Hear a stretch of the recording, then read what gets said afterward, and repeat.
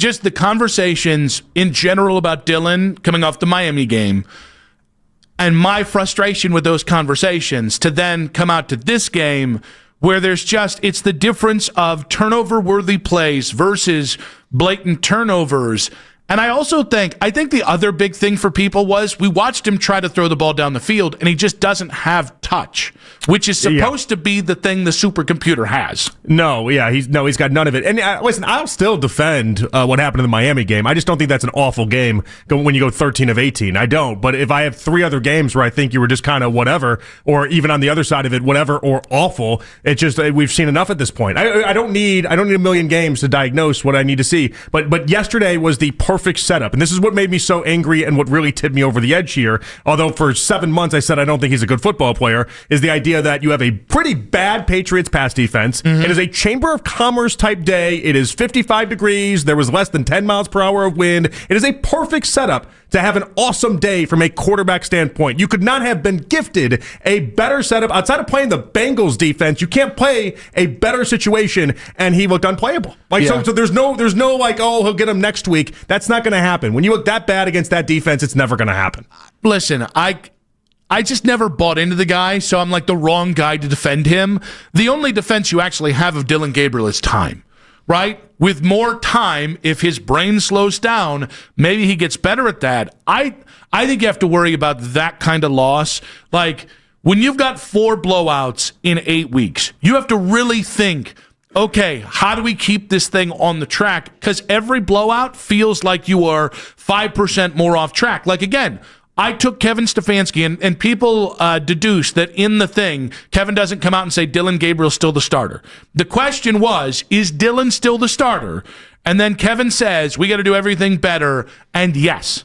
So that yes was to the original question, is Dillon Gabriel still the starter? Mm-hmm, yeah. If you're Kevin Stefanski, how can you save face and throw Dillon out there unless you're using this as a negotiating ploy to get something in return? Which, again, that is so cynical. It would piss me off more if my read on this is 100% true, but I think that's where we are with the Browns. What does he want in return? I don't. Well, maybe a guarantee if we go to Shedeur, I'm safe, something like that. But do you see how just backwards that is as far as a negotiating ploy? When Shedeur seems like the only thing that could save his job to begin with anyway. I don't think he thinks Shedeur's going to save his job. Okay, and he might not think that way, but it feels dumb to look at Dillon Gabriel and think something's going to happen differently with him. I guess I'm trying to figure out what exactly his big play is, because if you're gonna try to, basically what you're doing is you're holding some sort of a threatening card against Barry and Haslam to be in what you're suggesting here, that if you don't play, I'll play Gabriel, basically to spite you in many ways? No, I'll play Gabriel because it's my call, and I believe in Gabriel more than Shedeur, and if you want me to play the other guy, you have to incentivize me. Yeah, but if the incentive to be incentivized by the idea that then you'd keep your job after that, if you're already pulling off moves that are in the base and the heart of it is almost just a pure threat. It feels like you're already headed for divorce anyway. Yeah, I mean, I think that's where we are, though. I think we're in the very treacherous waters of. But you see how cold and almost unredeemable that is. It's like if I was in a marriage and I had to use basically threats to get what I want in the marriage, that marriage is already cooked. Yeah, I mean, I think this has been going on for a while. I think the tension's been simmering with Barry and Stefanski. And again, it's professional tension. They can like each other as much as they can thought partner as much as they like. At some point, Barry's thoughts went to the future. Well, Stefanski's still got to coach through a season. And so I think this also ties into the idea that we've said a million times. This is, at some point, it's just accepted as common knowledge. Kevin would rather lose his way than win anyway. I think the same thing applies to these quarterbacks. And don't just take my word for it. Today, Kevin was asked about Shedeur, and he was asked about Shedeur's injury and the idea of playing Shedeur going forward. Put him through a pregame warm-up, and obviously just didn't feel like he was ready to play. He's getting better every day, and I'm hopeful that he'll continue to improve. Why wouldn't you, just to see if it does anything to the offense, give him an opportunity to go in there and play? Yeah, obviously my focus is where we are right now, Mary Kay. That's not my focus. Okay. Obviously, that answer made no sense to me. That made no sense, and I'll be honest with you, I think he knew it made no sense. Okay, so wait. There's no defending that kind of answer. No, there isn't. So are you making the suggestion? And listen, I don't even know. You might be dead on the money on this one. Okay, I want to flesh this thing out completely here. That Stefanski will play Dillon Gabriel, and if they at any point say you have to go to Shedeur, he'll just continue to say no and no and no, and you know the end result of that. Yes, he's asking to get fired. Yes, or I think there's a lot like mid-season, he's asking to get fired. Either I play Dillon Gabriel and I'm not moving to Shedeur, and if you want me to move to Shedeur, guess what? You have to fire me. Something like that. I don't know it'll ever get to that extremes, but do I think Kevin is standing his ground with Dillon? 100%. He likes Dillon. He wanted Dillon to be here. I think Shedeur was forced on him. I think with the difference in the way they've treated these two quarterbacks since day one, there's every which way they've treated the quarterbacks, that's up to Kevin.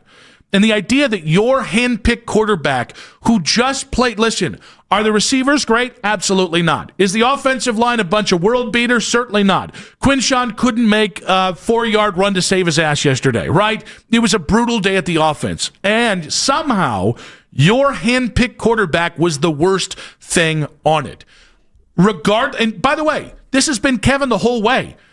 Dillon Gabriel looked awful in camp. He still got every first-team rep when he was healthy enough to do so that Joe Flacco didn't get. Right? No, he was trying to force Dillon on everyone. And so he's looked progressively worse through these 3 games, and the 4 games, and Kevin Stefanski still standing by him. That is the proof that he believes in Dillon and he doesn't believe in Shedeur. Right or wrong, he's making a stand on these quarterbacks. I don't think that's even deniable at this point. No. And it's part of what I've been maintaining for a while. That's where the morning guys got it all confused when I'm like, Stefanski doesn't like Shedeur. They thought I meant personally, but clearly if you paid attention to me, there was nothing personal about it. I meant from a football standpoint. Like there's something about Shedeur that Stefanski doesn't vibe with, which at this point though, I would wonder and I would question why he just isn't making the obvious move to try to save himself, because at this point it seems apparent that Dillon's not going to do it, but it might be stubbornness. It might be that he believes that there's not enough time. Whatever it is, something's holding Stefanski back here. I just think it's as simple as, because what's the thing we can say about Kevin? Kevin can be a little arrogant and he can be a little stubborn. And I think he's being stubborn and arrogant on the quarterback decision. Yeah, and I think it's incredibly stupid of him. But I thought a lot of that, what he's done in this whole stretch is stupid. I thought it's stupid the entire time that he's put Dillon above Shedeur. I think it's stupid the entire time that he's tried to tell us that Dillon's some awesome supercomputer and everything else when we have no evidence of that. So, me and Stefanski just aren't on the same page right now. It's as simple as that. Wow. Hopefully the thought partners, 216-474-0092. Will Kevin actually bench Dillon Gabriel? I feel like that decision's being collectively bargained. When you do things that just don't make sense and are objectively stupid, I don't think he's stupid, but when you can't even figure this out from a football standpoint, that's where it stops adding up, Nick, and it stops making sense. And it's been this way for a little bit with Stefanski, but it's even just further evidence by what we've seen now. It's all in that report that came out a couple weeks ago that the Browns don't want Baker, or they don't want Shedeur to be the next Baker. That's a lot about Kevin had trouble for his role. I don't think Kevin's the main reason Baker isn't here. But I think Kevin found Baker tough to handle and tough to lead or control, however you want to say it. Yeah. And I think he looks at Shedeur and says, all right, I'm already not invested in him. The ownership group clearly favors him more than I do. What power do I have if Shedeur comes in, plays real well, and then is out here talking the way Shedeur acts and talks in the media? The setup that is incredibly stupid for what I believe to be a smart person is that he would rather lose and lose his way than go out with winning with Shedeur and actually getting his reputation back. Yep. And that's the part that is it's just dumb. It doesn't make sense. And I think you're right in your assessment. I'm not disagreeing with any part of that. I just think we need to highlight how incredibly stupid that is. Like, if my job was on the line, I'm going to do whatever it takes to keep that job. I'm not going to then be like, well, I guess I got to do it my way. What an idiot. For a long time, part of the narrative with Shedeur has been, well, if Shedeur wasn't here, you wouldn't be clamoring to see the next guy. I think we've officially reached the point with Dillon that you could have Bailey as the backup right now. You could have DTR as the backup. And I think people would say, this is not playable. This cannot continue the way it is. And if Kevin doesn't, you can't tell me it's about Dillon Gabriel. Or rather, you can't tell me that it's just simply because he believes in Dillon. There has to be something more. Kevin is too smart to see the same thing you and I are seeing going, this is good enough. no, this is not good enough, and you've got very little time before the locker room starts seeing the same thing you and I are, because you can. They're in their little confines there. It is easy to continue saying, "No, there's a lot of good football here. This, that, and the other." At some point, that locker room's going to know the truth, too. And all it really does in the meanwhile is highlight for the people like myself that have believed the entire time that Shedeur is better than Dillon Gabriel. And the only evidence against that was, well, Stefanski knows what he's doing. Stefanski is a quarterback guru, this and that.